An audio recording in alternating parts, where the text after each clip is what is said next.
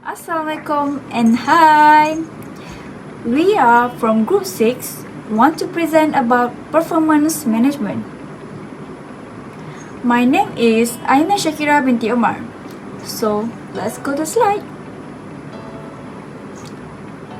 What is performance management? Performance management is the continuous process of identifying, measuring, and developing the performance of individuals and teams.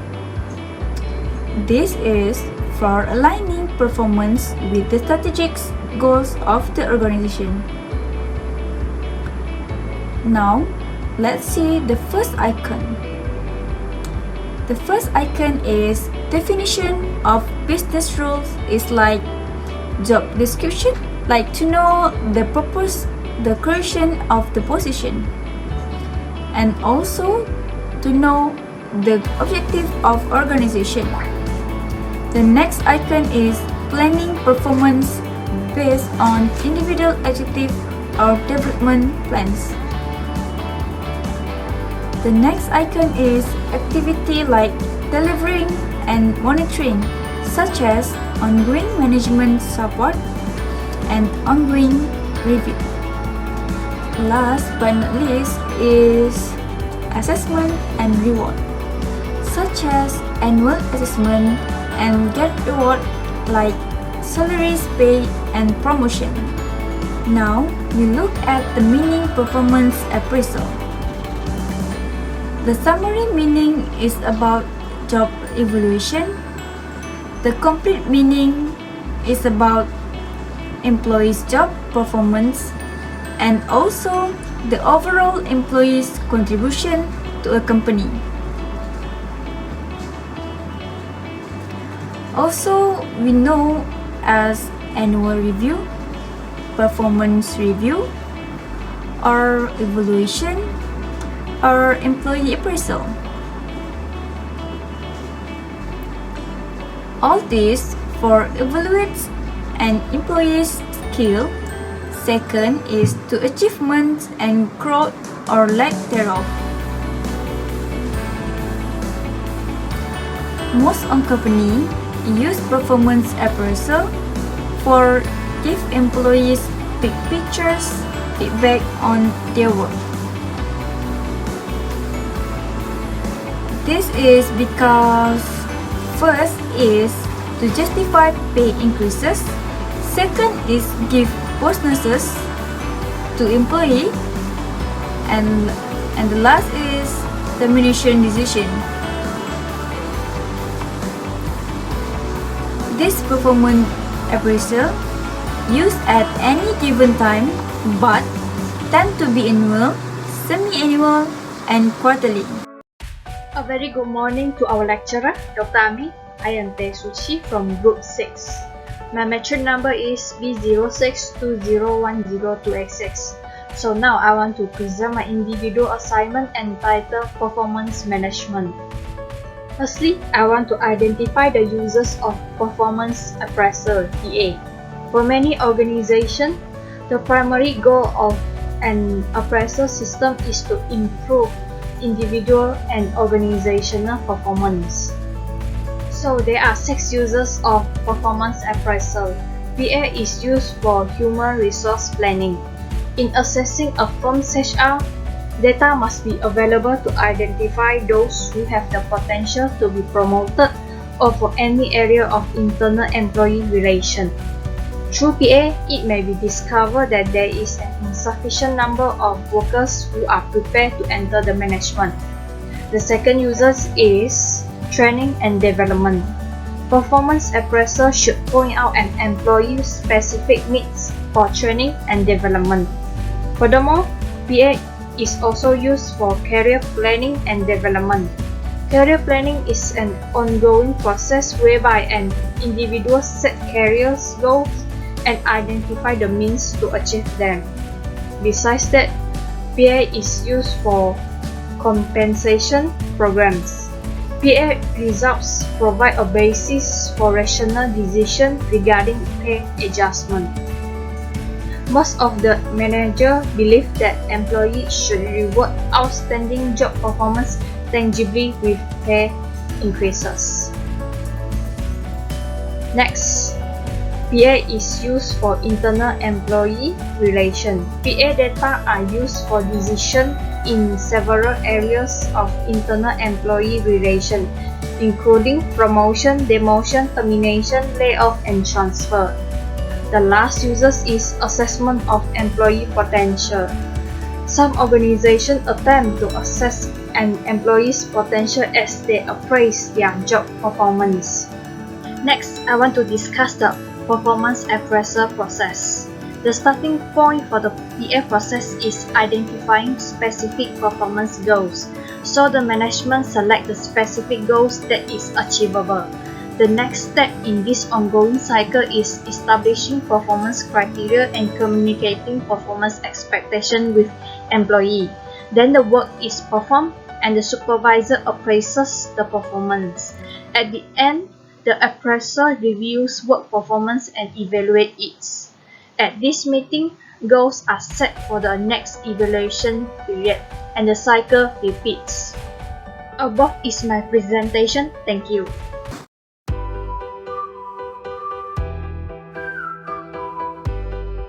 I will present about established performance criteria and the responsibility for performance appraisal. So there are three criteria that can be established. The first one is the traits, behavior, and competencies. Trait is represent an individual predisposition to things and feels and behave, while behavior are typically viewed as resulting of sources including traits and situational.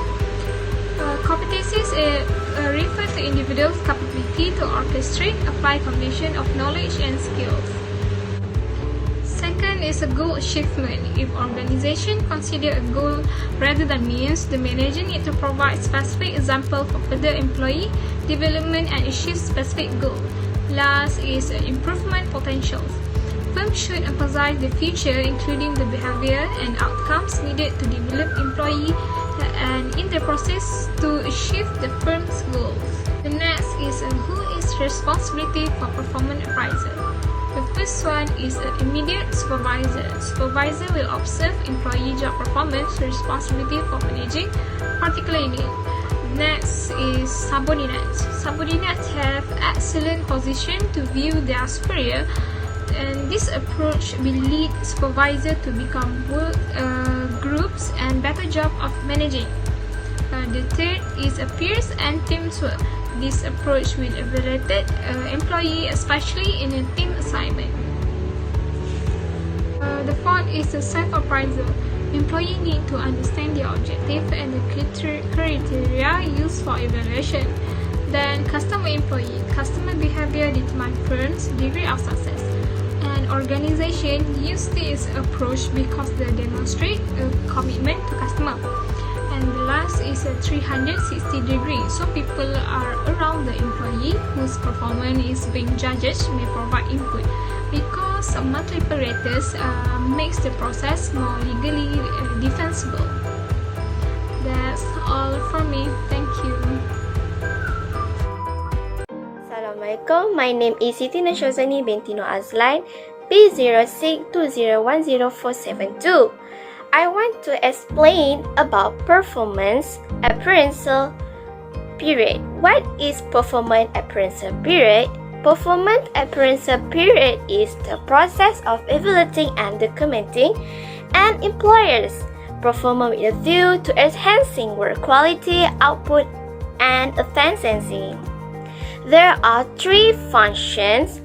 First, they need provide feedback to a person on their overall contribution for a period. Second, they identify development needs and opportunity for improvement. Third, they help inform salary and a bonus review. They have 5 feedback provide staff with timely and meaningful feedback. First, reflect. What is required of the person in their jobs? What does high performance look like? Second, set goal. Goals should be aligned to a business need. Third, Develop, identify, and plan learning needs. 4th, review. Formally evaluate progress and document performance results. 5. Reward. Recognize a job well done with the financial or non-financial rewards.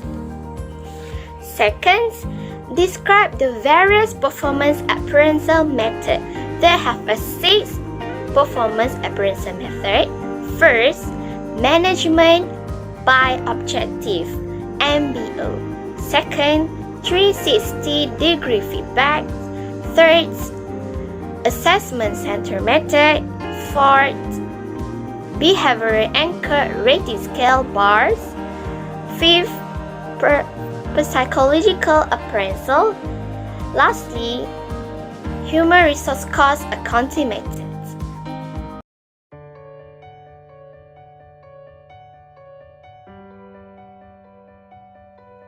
Hello everyone, today I'm going to present about the individual assignment about the performance management, which is a title given for my group, which is group 6, and the subject will be the human resources management, which is Btmt 1063.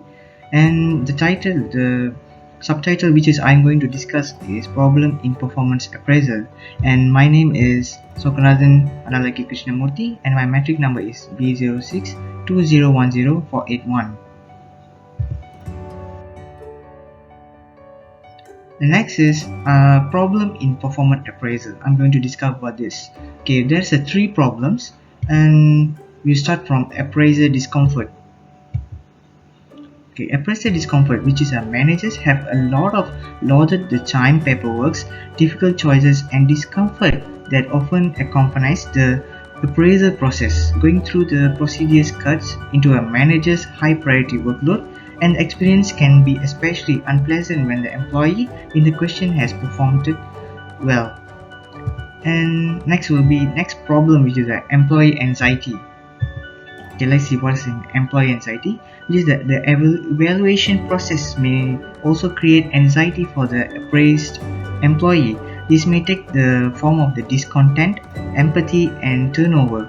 In a worst case scenario, a lawsuit is filed based on real or perceived unfairness. And next will be the subjectivity of performance evaluation.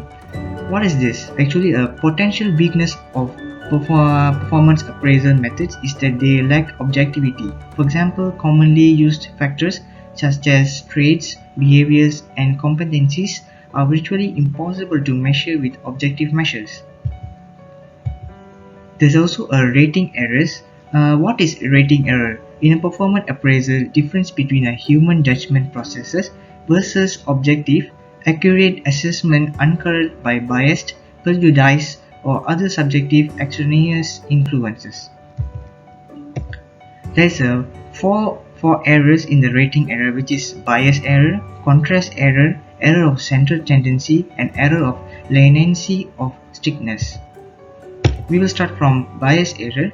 Bias errors is an evaluation error that occurs when the rater evaluates the employee based on a personal negative or positive opinion of the employee rather than employee or actual performance.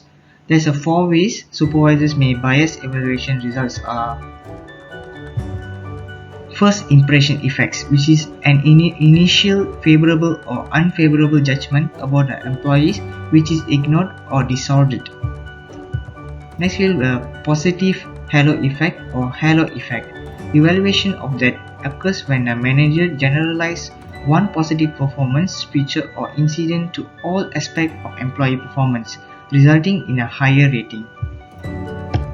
And the third will be the negative halo effect or horn error, which is an evaluation error that occurs when a manager generalizes one negative performance feature or incident to all aspects of employee performance, resulting in a lower rating.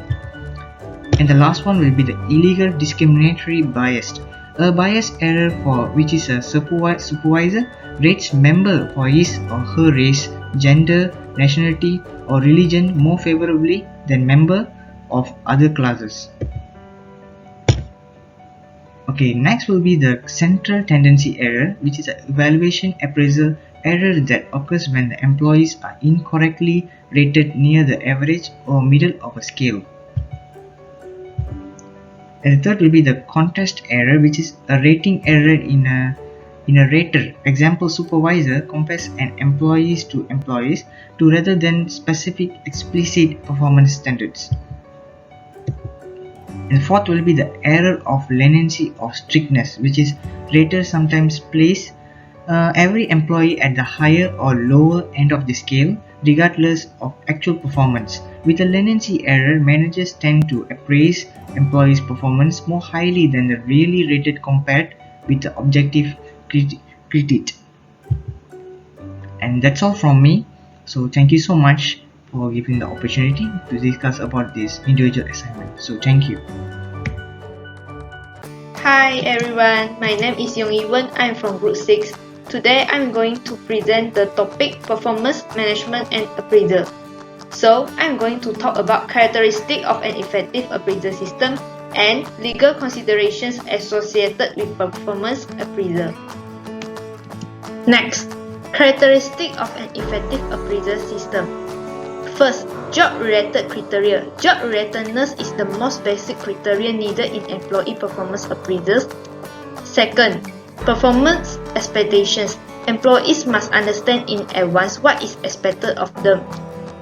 Third, standardization. Firms should use the same evaluation instrument for all employees in the same job category who work for the same supervisor. Next, trained appraisers. A common deficiency in appraisal system is that the evaluators seldom receive training on how to conduct effective evaluations. Next, continuous open communication. Most employees have a strong need to know how well they are performing. Then, conduct performance reviews.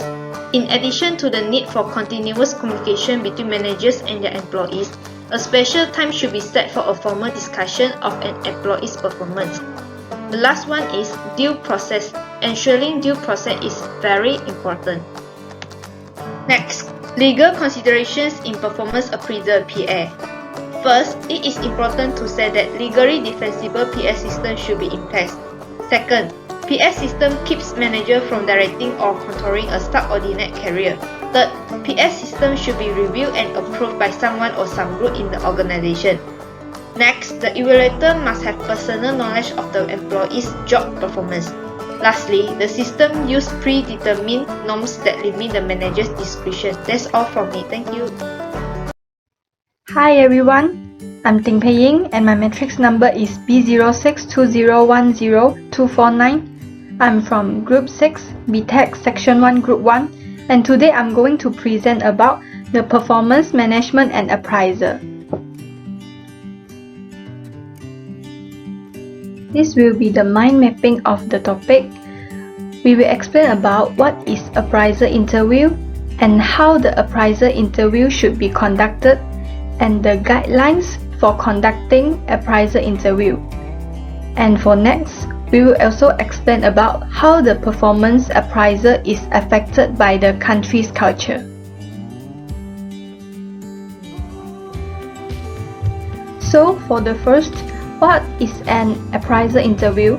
An appraisal interview is a formal discussion process between an employee and his or her manager. It is one of the best ways for an employee to increase their productivity and change their work habits. In appraisal interview, the employee and employer can discuss the performance of the individual and the key areas of improvement and how the employee can grow through the feedback mechanism. And also, an appraisal interview gives the employee a chance to shield himself or herself from the poor evaluation by the manager. It also gives the manager an opportunity to spell out his or her review. It helps the employees to determine whether there is a need for training, if they are lack in any particular skills, or who will be promoted, demoted, retrained, or fired. For the next, how the appraisal interview should be conducted. When conducting an appraisal interview, you should keep in mind for the following steps. For the first steps, prepare for the interview. First, collect the data using the objective work data to talk with the employee. For example, absence, tardiness, or quality records. Second, study the employee's job description. Review the employee's previous appraisal and compare the performance to the standards. Third, find a mutually agreeable time for the interview and allow enough time for the entire interview. For the step 2, give the employee sufficient information to be able to understand about the communication. To treat the process fairly and give the employee a proper opportunity to comment, you should give the employee at least a week's notice to review his or her work. Read the job description, analyze the problem, gather the questions and comments. For the last step, step 3, conduct the interview properly. First, when you are communicating with the employee, don't use the negative sentence. Instead, you should compare the employee's performance to a standard. Second, encourage the employee to talk. You should ask open-ended questions and restate the employee's last point as a question. Third, when the communication is finished, you should make sure the employees know specifically what she or he is doing right or doing wrong. Develop an action plan that's showing the steps and expected results. Last but not least, sometimes the employee's reaction will be a bit defensive when she or he is told the job performance is poor. In any event, understanding how to deal with a defensive subordinate is an important appraisal skill. Additional, these are the guidelines for conducting an appraisal interview. The following things you should keep in mind while conducting appraisal interviews. First, use of work data, use of the actual number like productivity reports, leaves and orders. Next, don't get personal. Try and avoid the negative sentence that directly affects the employees. Compare the employee's performance with a standard but not with other people. Next, value employee's opinion. Encourage the employee to talk and ask his or her opinion to improve the current situation. Last, don't tiptoe around. Make sure the employee gets to know what he or she is doing correctly or incorrectly. Advise the employee on how to improve the things. So for the last, how the performance appraisal is affected by country's culture.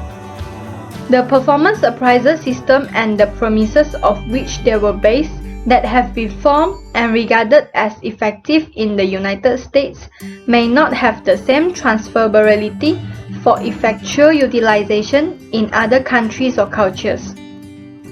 Performance appraisal is thought to be deeply rooted in the norms, values, beliefs of a society. Appraisal reflects attitudes towards motivation and the self-performance relationships, example like peers, subordinates, supervisors, organization, all of which vary from one country to the next.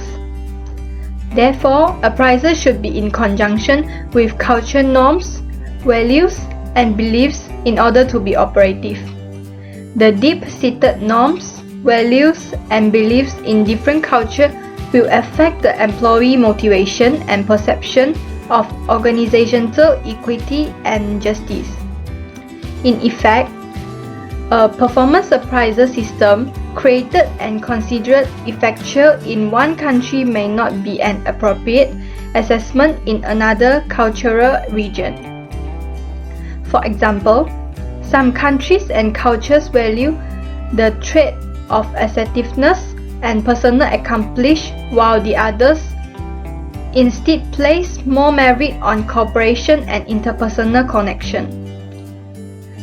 The countries scoring high on assertiveness consider performance appraisal to be a way of assuring equity among the employees so that higher performing employees will receive the greater rewards or higher salary. Countries that scoring low on assertiveness but higher in interpersonal relations may not like the social separation and pay inequity of higher or lower performing employees. Employees from this more cooperative rather than individualistic culture place more concerns on interpersonal relationships with the other employees rather than on individual interests. So that's the end of my presentation. Thank you for watching.